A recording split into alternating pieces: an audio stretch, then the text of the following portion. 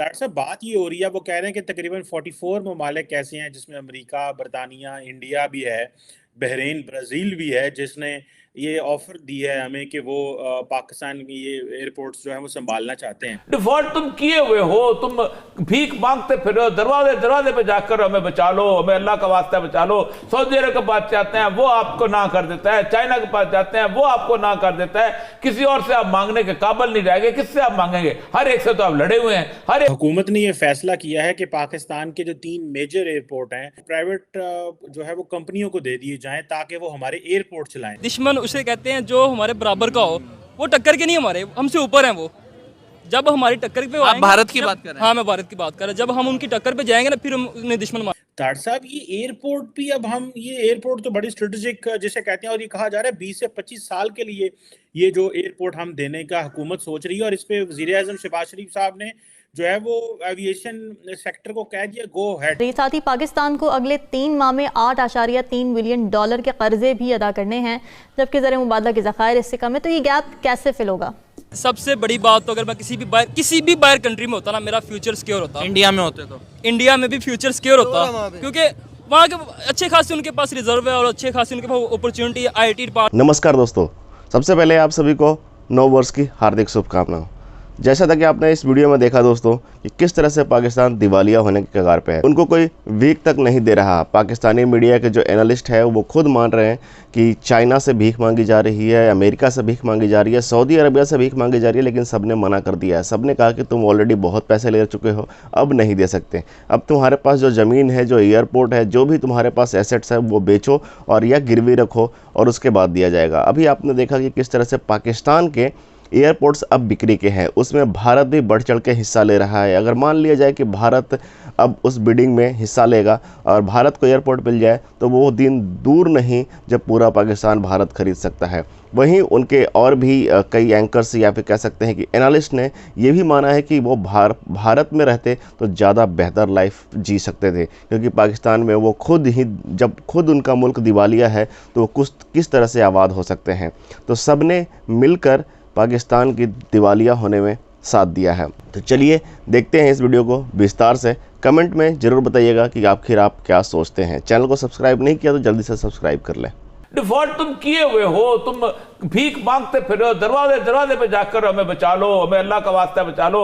Saudi अरब के पास जाते हैं वो आपको ना कर देता है, चाइना के पास जाते हैं वो आपको ना कर देता है, किसी और से आप मांगने के काबिल नहीं रह गए, किससे आप मांगेंगे? हर एक से तो आप लड़े हुए हैं, हर एक से आपने भीख मांग चुके हैं, हर एक के साथ आपके तल्लुकात सही तरह इस्तवार नहीं। रूस के साथ अब सूरत जो अपने उससे बिल्टअप हो गई थी, उसका हुआ यह कि आप जब इमरान खान गया था, आप खुद सोचें कि एक प्राइम मिनिस्टर जाता है वहां पर और आप उसके लेटरली पाकिस्तान की एस्टेब्लिशमेंट कहते हैं ये अपनी मर्जी से चला गया था वहां तक रूस।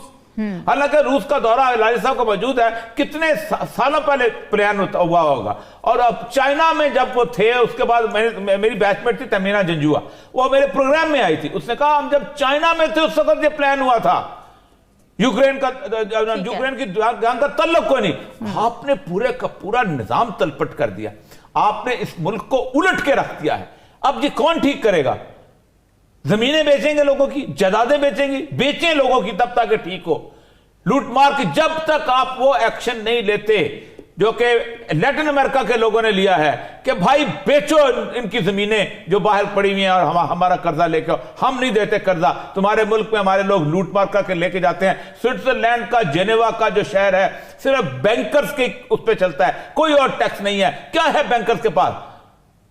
डॉक्टर साहब हुकूमत ने ये फैसला किया है कि पाकिस्तान के जो 3 मेजर एयरपोर्ट हैं वो पब्लिक प्राइवेट पार्टनरशिप अथॉरिटी के तहत वो जो है वो प्राइवेट जो है वो कंपनियों को दे दिए जाएं ताकि वो हमारे एयरपोर्ट चलाएं, और वो समझते हैं कि ये एक अच्छा तरीका है फॉरेन डायरेक्ट इन्वेस्टमेंट का।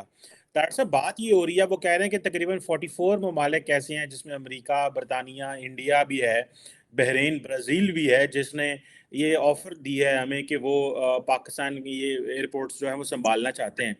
डॉक्टर साहब ये एयरपोर्ट भी अब हम ये एयरपोर्ट तो बड़ी स्ट्रेटेजिक जिसे कहते हैं, और ये कहा जा रहा है 20 से 25 साल के लिए ये जो एयरपोर्ट हम देने का हुकूमत सोच रही है, और इस पे वज़ीर-ए-आज़म शहबाज शरीफ साहब ने जो है वो एविएशन सेक्टर को कह दिया गो अहेड। आप क्या समझते हैं, इससे कोई हम बड़ी इन्वेस्टमेंट कर पाएंगे या कि ये तो और कमजोरी आप समझ रहे हैं इसको? चीमा साहब, मुझे तो इसमें से पैसे नजर आ रहे हैं, डॉलर के डॉलर आएंगे। डॉलर पाकिस्तान तो नहीं आएंगे, कई बार ये अकाउंटों में जाएंगे, ये जो अमरीका से पहले नहीं जा रहे डॉलर पाकिस्तान में। लेकिन इसमें इसके साथ एक और अटैच करूंगा चीज, हमारी एम्बेसी का $6 मिलियन की बिक गई है बिल्डिंग उसकी, और लेने वाले कौन है? एक यहूदी पार्टी और दूसरी इंडियन पार्टी है, और यहूदी उसको लेके वहां से गांव बनाना चाहते हैं अपना, उसको $6 मिलियन की प्रॉपर्टी पे। लेकिन मुझे समझ इस बात की, $6 मिलियन इससे तो पाकिस्तानी रूलिंग लीड के पकौड़े भी नहीं आते, लेकिन वो फिर भी कहते 6 मिलियन शायद जैकटा चुकटा 4 ले लें। कहते बच्चे ने वो कैनेडा कूज दी जैकेट जी 11-1200 की आती है, हो सकता है 5-7 वजीरां के बच्चे जैकटा ले लें। लेकिन चीमा साहब इस तरह भी कभी गुजारे हुए हैं, तन के कपड़े बेचे कितना चिर खा लोगे, कितना चिर खा लोगे? ये एयरपोर्ट बेचना भी तन के कपड़े बेचने के मुतरादिफ है। ये भुख कल फिर लगनी है शहबाज शरीफ साहब, कल फिर भुख लगनी, तुसा लंदन टुर जाना, इस कौम ने फिर बाद च रोटी खानी।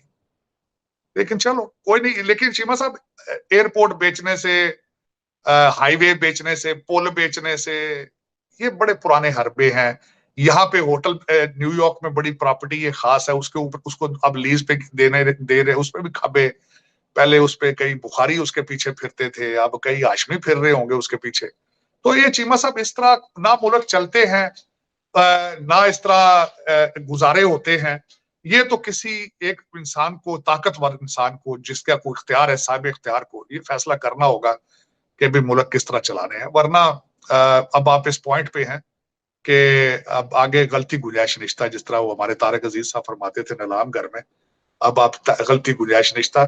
लेकिन ये कि मैं हैरान हूं, न्यू ईयर आने वाला है, आपकी रूलिंग एलीट जो है वो बड़ी खूबसूरती के साथ इसको मनाएगी, बड़े पैसे इस पे लगाएंगे, शराबा चलनगियां, मुजरे होंगे, बड़ा कुछ होएगा पाकिस्तान। मेरी 76 साल की मेहनत है, देखें जी आप कोई भी मेहनत कर लें 76 साल, तो आप उसकी एक्सट्रीम, मैं कहता हूँ आप मेहनत करते 76 साल तक, आपने जहाज पे, आपने चांद पर पाकिस्तान बना लेना था। आपने बड़ी मेहनत की, आपका हक बनता है, आप हक बनता है।